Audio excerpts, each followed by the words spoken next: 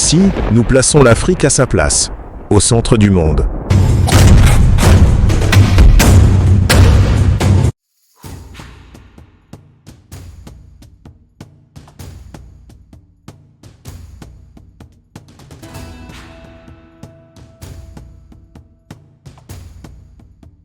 Qui vous a appris à haïr votre propre peuple? Qui vous a appris à haïr la race à laquelle vous appartenez? Attiré à tel point que vous ne voulez pas être ensemble.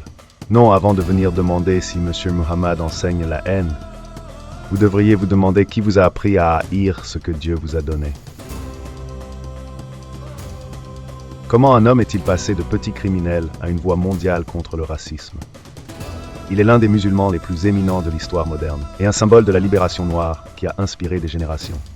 Gangster, prédicateur et révolutionnaire, voici le parcours extraordinaire de Malcolm X. Malcolm X est né en 1925 à Omaha, dans le Nebraska. Ses parents, Earl et Louise Little, étaient des adeptes de l'activiste panafricain Marcus Garvey.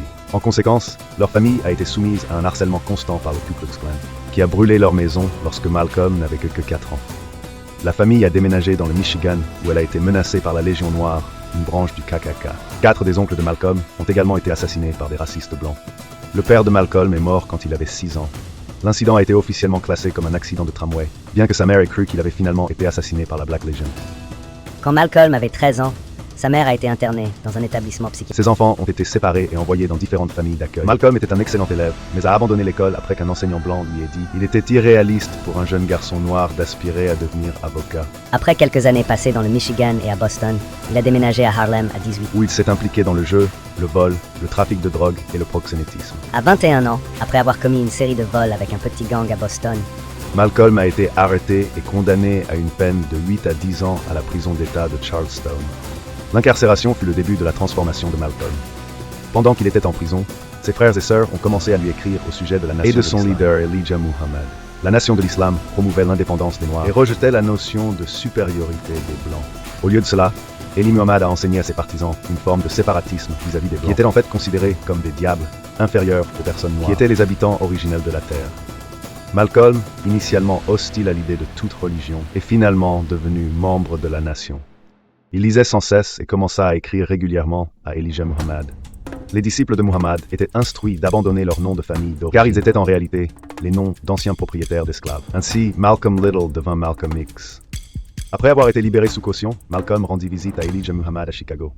En juin de l'année suivante, il fut nommé ministre adjoint du Nation of Islam, du temple numéro 1 à Detroit. il a ensuite fondé le temple numéro 11 de Boston et a étendu le temple numéro 12 à Philadelphie. Et ceux d'entre vous qui pensent être venus ici pour nous écouter, vous dire de tourner l'autre joue face à la brutalité de l'homme blanc. Je le répète, vous êtes venus au mauvais endroit. Finalement, il fut choisi pour diriger le temple numéro 7 à Harlem. Où il fut responsable d'une forte augmentation du nombre de membres.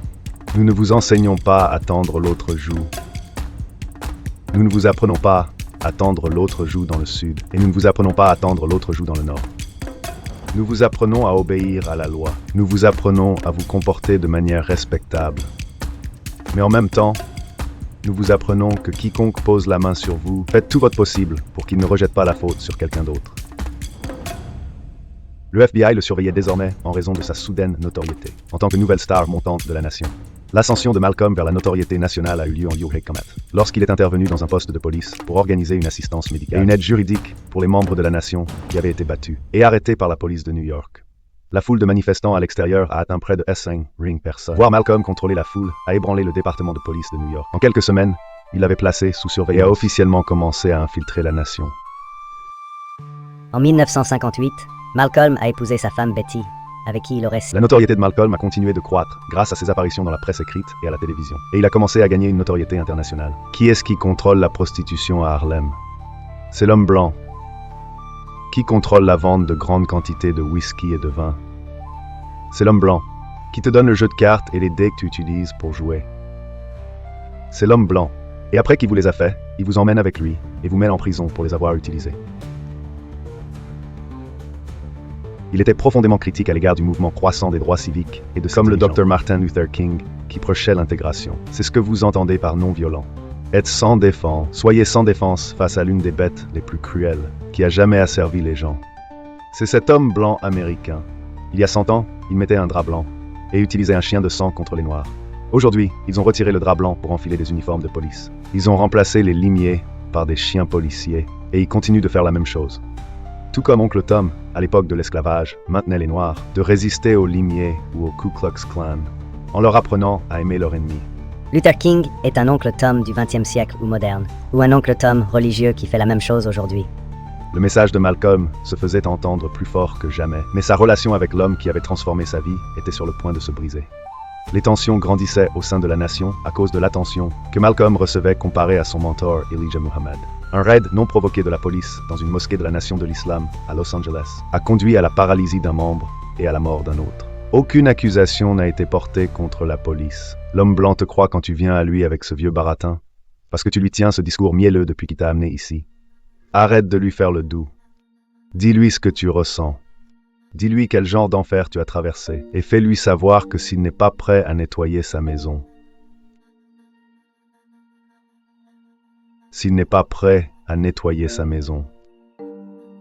il ne devrait pas avoir de maison. Elle devrait prendre feu et brûler. Selon les rapports, Malcolm a été stupéfait par le refus d'Elijah Muhammad pour permettre toute forme de réponse ou de représailles à l'incident. Les deux étaient aussi en désaccord sur le souhait de Malcolm de commencer à collaborer avec des organisations de défense des droits civiques, des politiciens noirs et d'autres organisations religieuses. Puis soudain, voici un bulletin de CBS News. 3 coups de feu ont été tirés sur le cortège présidentiel de Kennedy dans le centre-ville de Dallas. Le président Kennedy a été grièvement blessé. La réaction de Malcolm à l'assassinat de Kennedy A conduit à ce qu'il soit officiellement réduit au silence pendant 4... Malcolm X, vous avez été impliqué dans une controverse il y a quelques mois avec votre leader. Eh bien, j'ai été réduit au silence pendant les 90... À cause de certaines déclarations que j'ai faites concernant le président des États-Unis, qui ont été déformées. Elles ont été déformées. Qu'as-tu dit, Malcolm? Eh bien, j'ai dit la même chose que tout le monde. Son assassinat était le résultat d'un climat de haine. Seulement, j'ai dit que les actes avaient fini par se retourner contre nous, ce qui signifie la même chose. En mars 1964, Malcolm a annoncé publiquement sa rupture avec la Nation de l'Islam. Il a également exprimé le désir de collaborer avec d'autres leaders des droits civiques, disant qu'Elijah Muhammad l'en avait empêché. Puis vint un coup de tonnerre. Eh bien, en réalité, je n'ai même jamais quitté le mouvement musulman. Ils m'ont expulsé, et ils m'ont expulsé à cause de ce que je savais. Et ce que je savais m'a été dit par le fils de M. Muhammad, Wallace Muhammad lui-même. Ils m'ont expulsé, et ils l'ont expulsé aussi. Qui est le père de tous ces différents enfants que vous avez énumérés? Le premier à me dire qui était le père fut Wallace Muhammad, et il m'a dit que le père était Elijah Muhammad lui-même. Et combien d'enfants illégitimes a-t-il eu avec les sœurs? Eh bien, il a mis 6 sœurs enceintes. Elles ont toutes eu des enfants. 2 de ces 6 ont eu 2 enfants. On m'a dit qu'il y a une 7e sœur qui serait en ce moment au Mexique, et qu'elle est censée avoir un enfant de lui. N'as-tu pas peut-être peur de ce qui pourrait arriver à cause de ces révélations? Oh oui, je suis probablement déjà un homme mort. Après s'être séparé de la nation, Malcolm a commencé à étudier les principes et pratiques de l'islam sunnite. Il a fondé la Muslim Mosque Incorporated, une organisation religieuse, et l'Organization of Afro-American Unity, un groupe non religieux promouvant le panafricanisme. Il avait adouci sa position sur Martin Luther King, qu'il a rencontré en personne une seule fois. Et plus tard, la même année, il a accompli le Hajj, le pèlerinage musulman à la Mecque. Cela devait être une autre expérience transformatrice pour lui. Quand j'étais en pèlerinage, j'ai eu des contacts étroits avec des musulmans dont la peau serait aux États-Unis considérée comme blanche, et avec des musulmans qui seraient eux-mêmes considérés comme blancs aux États-Unis. Mais ces musulmans en particulier ne se qualifiaient pas de blancs. Ils se considéraient comme des êtres humains, comme faisant partie de la famille humaine. Et par conséquent, ils considéraient tous les autres segments de la famille humaine comme faisant partie de cette même famille. Maintenant, ils avaient un regard différent, une allure différente, une attitude différente que celle qui se reflète dans l'attitude de l'homme en Amérique, qui se dit blanc. Alors j'ai dit que si l'islam avait fait cela pour eux, peut-être que si l'homme blanc en Amérique étudiait l'islam, peut-être que ça pourrait faire la même chose pour lui. Après la Mecque, Malcolm fit 2 voyages en Afrique, rencontrant des responsables et s'exprimant à la radio et à la télévision à travers le continent. Au Caire, il a assisté à la 2e réunion de l'Organisation de l'Unité africaine et a rencontré les dirigeants africains les plus en vue, dont Kwame Nkrumah du Ghana Gamal Abdel Nasser d'Égypte et Ahmed Ben Bello d'Algérie, qui lui ont tous offert des postes officiels dans leurs gouvernements respectifs. Il a rencontré Fidel Castro et fut l'un des premiers dirigeants afro-américains à rencontrer la toute nouvelle Organisation de libération de la Palestine, et fut l'un des pionniers d'une tradition de solidarité noire palestinienne qui serait poursuivie par le Black Panther Party et le mouvement Black Lives Matter. Une idée reçue courante sur l'évolution philosophique de Malcolm est que son passage à l'islam sunnite aurait adouci ses positions politiques. Bien qu'il soit vrai que Malcolm ait abandonné certaines plus extrêmes séparatistes sur la question raciale, il est resté un nationaliste noir convaincu. Je pense que ce qui intéresse beaucoup de gens, Malcolm, c'est de savoir si cette expérience vous a fait sentir que vos sentiments ont changé, que l'animosité que vous avez exprimée dans le passé a mené tous les combats. Il y a une chose que je veux rendre claire. Peu importe le niveau de respect, peu importe la reconnaissance que les Blancs montrent envers moi, en ce qui me concerne, tant que ce même respect et cette reconnaissance ne sont pas montrés envers chaque personne de notre peuple dans ce pays, cela n'existe pas pour moi.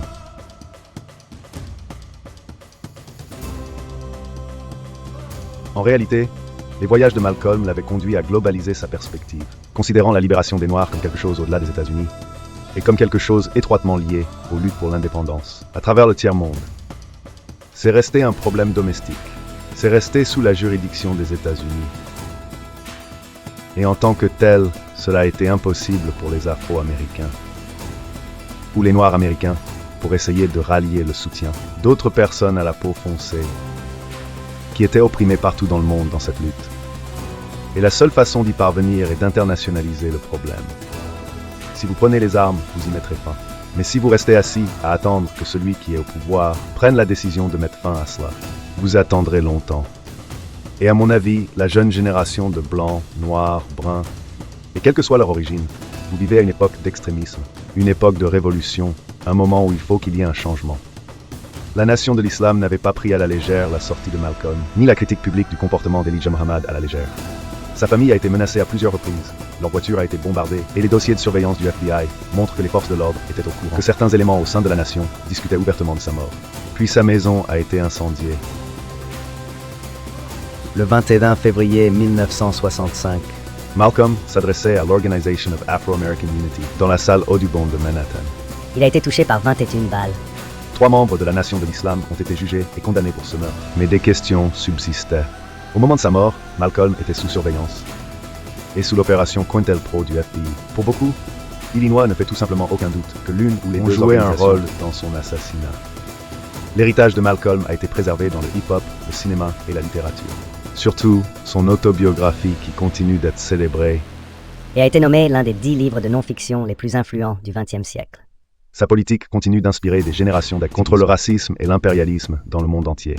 Les personnes au pouvoir l'ont détourné, et maintenant il doit y avoir un changement. Et un monde meilleur doit être construit. Et la seule façon de le construire est par des méthodes extrêmes. Et moi pour ma part, je me joindrai à n'importe qui, peu importe ta couleur, tant que tu veux changer cette condition misérable qui existe sur cette terre. Merci.